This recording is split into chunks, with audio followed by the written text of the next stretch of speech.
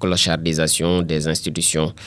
donc ñu ngi koy doyee dal bu baax a baax ñoom loolu la ñu jàpp di ko ñaawlu ñoom ñii di waa APR ci yenn ci institutions yi mu ngi ci page 4 ak 5 bu journal bu Le Quotidien bu tey bi. Son procès aussi mis en délibéré Bachir moom it gardé nañ ko en prison jusqu'au 9 day wëyandi di toog ca prison googule moom Bachir Fofana donc ñëwaat na ci bu baax a baax waa Vélingara di xaar le retour de son fils di Bachir Fofana moom émission aussi de titre public au premier trimestre 352 milliards yoo xam ne levé nañ ko bu ñu sukkandikoo ci Cheikh Diba mi ñu dénk wàllum finance bi ñëwaat na ci bu baax a baax moom mi di Le Quotidien. Walf Quotidien yi des na ci attaque contre les magistrats ak victimisation ñëwaat ci volet de bois vert contre donc Sonko daanaka ñu ci bari yéey nañ ci yàbbi ci sortie bu Ousmane Sonko boobule ba léegi mi ngi wéyandi di lëmbe espace public bi. Moussa Diaw enseignant chercheur la mu ne nag dafay confondre son statut de chef du gouvernement à celui d'opposant ne daal dafay jaawatle statut bu premier ministre bi nga xam moom la daal di nekk ak bu opposant ba. Ibrahima Thiam bu acte moom itam di ci àdduna nag il se bat contre un complot planétaire ne daal li Ousmane Sonko di xeex moom mooy complot boo xam ne àdduna bi yëpp moom moo koy complot moo koy complot moom mi le. Thierno Alassane Sall itam di ci àdduna c'est un premier ministre angoissé par son incapacité ne daal premier ministre la boo xamante ni li ko doy dëgg-dëgg moom mooy ñàkk mënam moom mii di Thierno Alassane Sall. Mamadou Ibra Kane itam di ci àddu Sonko a franchi la ligne rouge di kàddu yi Mamadou Ibra Kane moom itam ci sortie bu Ousmane Sonko boobu la ñëwaat na ci bu baax a baax moom Walf Quotidien. Nouvelle recrue bu Sunderland bi ñëwaat na ci moom mii di Walf Quotidien. Habib Diarra challenge excitant bi nga xam ne ma ngi koy xaar ci première ligue ba donc ñëwaat na ci bu baax a baax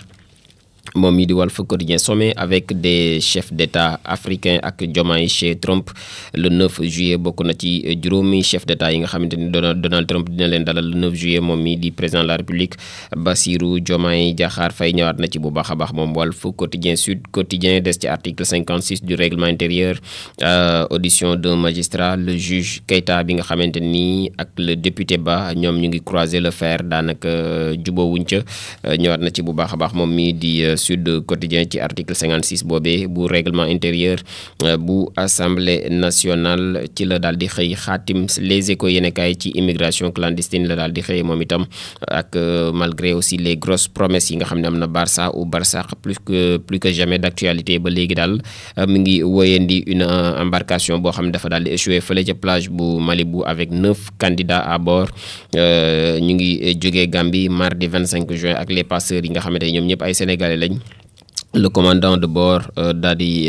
gëmloo ñi nga xam ñoom ñoo di candidat yi ne ñu ngi Maroc alors que ñu ngi fii ci plage bu Malibu fii ci Sénégal donc ñëwaat na ci bu baax a baax moom mii di Les Échos yéen kay réponse au premier ministre aussi ba léegi mi ngi wóyandi di am ak Macky et compagnie ñu ngi désingué donc Ousmane Sonko nii daal dafa daal di ridiculiser. Il a ridiculisé le président de la République ne daal da ko doyadal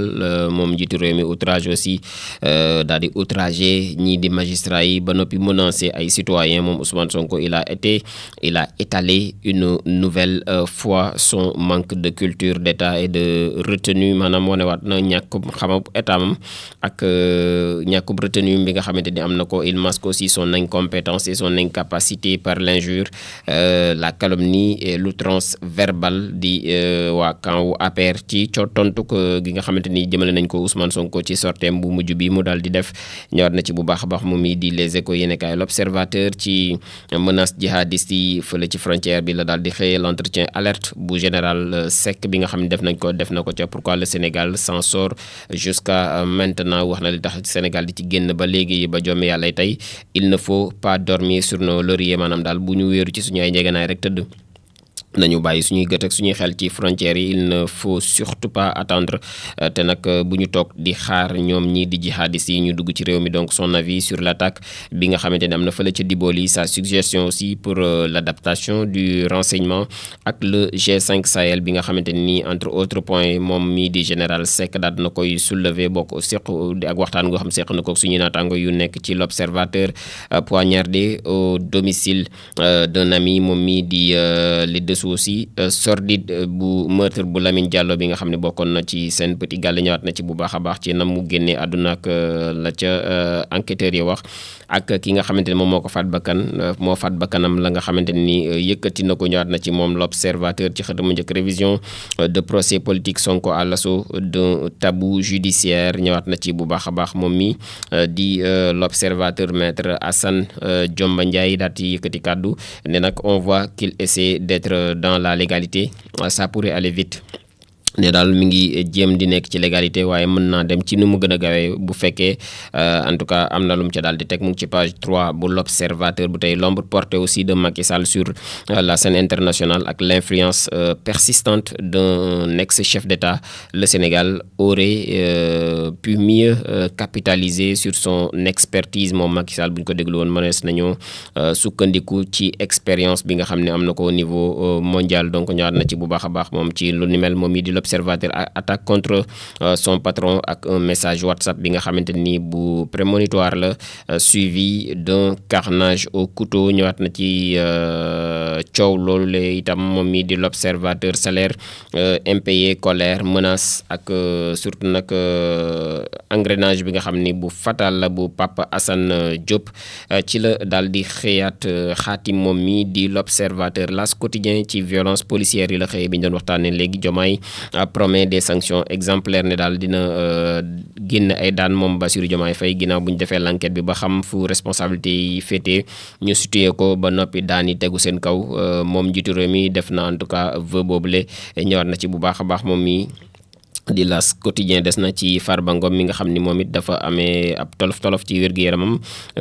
donc Farba Ngom reporte ses visites fi mu ne nii kenn mënees koo gis ca prison ba nga xamante ni fa la daal di nekk affaire Bachir Fofana itam Malick Ndiaye absent le procureur veut le maintenir au cachot noonee la ko daal di titré moom mi di L'As quotidien enquête quotidien ci élection fédération sénégalaise bu football bi la daal di xëy le fauteuil de Senghor convoité daanaka ñi tëggat fauteuil bu maître Augustin Senghor boobee bari nañ lool ñëwaat na ci bu baax a baax moom mi di l'observateur 5 candidats ñoom ñoo nekk en liste dont l'éternel rival di Madi Touré ak le discret Abdoulaye Fall moom itam bëgg na daal di nekk président bu fédération boobule la fragmentation des soutiens mën naa daal di redistribuer les cartes ba doole yi mën a daal di tolloo derrière aussi la bataille des hommes c'est l'avenir de la gouvernance du football sénégalais boo xam ne moom la ñuy daal di nekk di jouer jamono ji ñëwaat na ci bu baax a baax moom enquête quotidien des na ci mort à Rosso ak Cambérène ñi nga xam ne ñàkk nañ fa seen bakkan Diomaye Faye exige la vérité et des sanctions ci donc bavure policière yooyu la waaye des na ci condamnation bu Ousmane Sonko l'APR charge un premier ministre irresponsable et incompétent mini sommet Afrique États-Unis Trump di relancer sa diplomatie ciblée donc ñëwaat na ci bu baax a baax moom enquête quotidien direct news ci clap de fin au nouveau départ donc la France définit ses liens avec le Sénégal ñoom ñu ngi tëggaat seen diggante ak Sénégal ñoom waa France ñëwaat na ci bu baax a baax moom mi di direct news li waral mu wax lu ni mel mu ngi ci page 3 bu journal bu tey bi les points actu des na itam ci marché 71 milliards yi nga xamante ni gré à gré la dox ci diggante ACD ak le ministère de la santé Ousmane Sonko ak le collectif des fournisseurs ñoom ñoo bokk benn combat bëgg nañ mbir yee leer te daanaka benn dénominateur commun la moom mooy Mame Mbaye Niang donc ñëwaat na ci bu baax a baax moom mii di point actu tribune quotidien ci accusé donc accusation yu Sonko yi la daal di xëye moom itam contre la justice l'union des magistrats ñoom afoon daanaka lañ ca dégg daal neexul dara sur les accusations de Sonko. Macky Sall a eu une entente avec donc des magistrats pour que je ne sois pas candidat loolee la daal di Sonko yëkkati ne daal Macky Sall daal déggoo ki yenn magistrats yi pour que mu bañ a nekk candidat. Certains aussi ont reçu de l'argent, des terrains et des promesses de promotion, ajoute-t-il. Pape Alé Niang di enfoncer sax le clou mu ni nag le principal problème du Sénégal c'est sa justice donc ñëwaat na ci bu baax a baax moom mi di tribune quotidien ci xëtam bu njëkk bu tey jële l'info yéenekaay ci bavure policière yi la xëyee fële ci Rosso ak Cambérène. Diomaye exige des têtes à toute la vérité moom Bassirou Diomaye Faye bëgg na daal ñu situer les responsabilités xam ko def lu ni mel ba yoon daat koy teg loxo. La mort ne doit jamais jamais être une banalité loolu yi di ay kàddu yi njiitu réew mi di président Bassirou Diomaye Diakhar Faye mu ngi ci xët bu njëkk bu l'info bu tey bi les Vox Populi itam ci Rosso ak Cambérène la daal di xëyee le chef de l'État condamne les bavures policières et annonce des sanctions bëgg na daal ñu yëkkati ay daan teg ñi nga xamante ni ñoom ñoo def lu ni mel donc moom njiitu réew mi il sème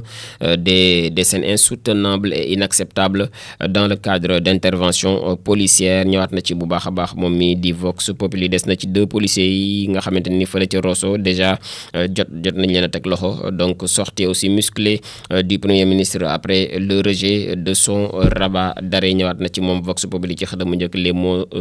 saignants de l'APR sur Sonko tontu nañ ko ginnaaw tontu du forox ñoom waa APR di jëmale ko ci kii nga xamante ni moom moo di Ousmane Sonko. Thierno Lo il va de ses critiques acerbes aussi ñëwaat na ci bu baax a baax moom mi di l'observateur des na sur les traces aussi des peuples nomades donc exposition originale au carré culture ci donc les peuples nomades vers un voyage au cœur du mode de vie de ceux qui depuis des millénaires ont choisi un chemin différent ñoom yoon yoo xamante ni daal bu wute lak gi nit yëpp jël lañu daal di jël ñëwaat na ci bu baax a baax muy le peuple nomade donc ñëwaat na ci moom mi di Vox Populi. Source A ci meurtre de l'étudiant Lamine Diallo artiste de Sen Pati Gallé loolee la daal di xëyee par son camarade de chambre à Fall premier élément yi nga xamante moom la enquête ba daal di wone Lamine Diallo étudiant et artiste daal di révélé émission Sen Petit Gallé moom moo ko daal di révélé dañ ko daal di jàmpaaka mardi dernier vers donc les coups de 14 heures ci rue 22 prolongé bu Fass bi la daal di amee fi nga xam ne fa la ñu logé moom ak xaritam boobule moom ak ki mu bokkaloon chambre boobule donc le présumé meurtrier di Afal daal di confier aux enquêteurs ne qu'il n'avait pas l'intention maanaam jëruloon intention ngir faat bakkanu ki nga xamante ni moom moo di camarade am de chambre boobule et qu'il s'agit maanaam ab xeex rek moom moo daal di juddoo ci seen diggante et finalement ça a mal tourné donc à l'origine du drame mu daal di invoquer le jour du drame ne daal son défunt camarade dafa osé woon di ko tapoter donc en guise aussi de protestation da ko daal di insulter et dans la foulée ñu daal di songo ab xeex mu daal di jël paaka daal ko koy jam donc mu ngoog noonu la wax ci kanamu enquêteurs yi moom mi di Afal bavure aussi policière ak noté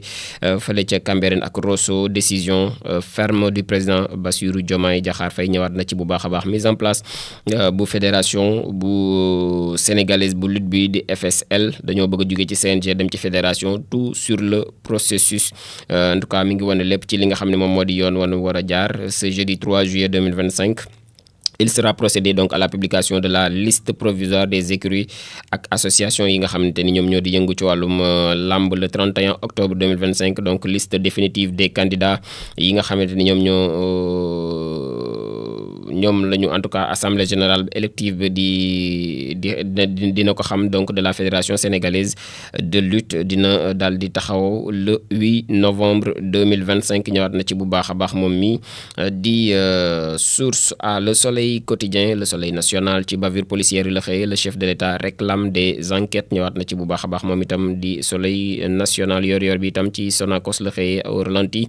des pertes cumulées de plus de 32 milliards de francs CFA foofee ca Sonacos kon ñoom it ña ngay yeexal maanaam doxub kakataar la ñuy dox jamono ji les syndicalistes ñu ngi tiré donc la sonnette d'alarme le DG Ndane Diagne donc accuse l'ancien régime moom it baaraamu tuuma la joxoñ régime bi fi newoon ne daal ñoom ñoo sax-saaxee kër googee di